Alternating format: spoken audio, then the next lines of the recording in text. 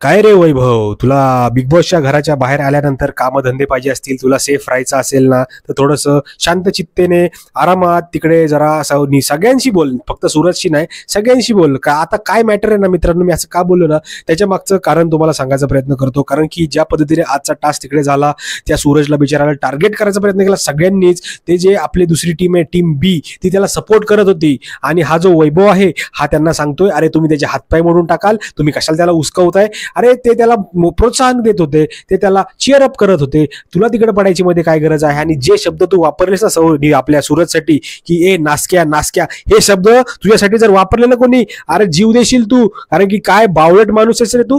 तुला काय कळतं का काय बोलावं आणि काय नाही बोलावं.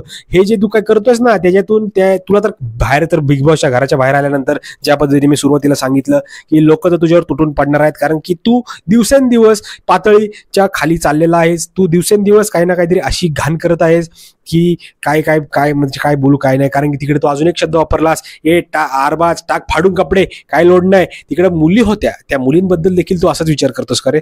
हा, त्या बिचाऱ्या योगिताला एवढा त्रास द्यायचा प्रयत्न केला तेव्हा तू काही नाही बोललास. जेव्हा तुमच्या टीमला आरबाजला अडवायचा प्रयत्न सूरज करत होता, त्या टायमाला तुझं थोबाड उकसलं तू.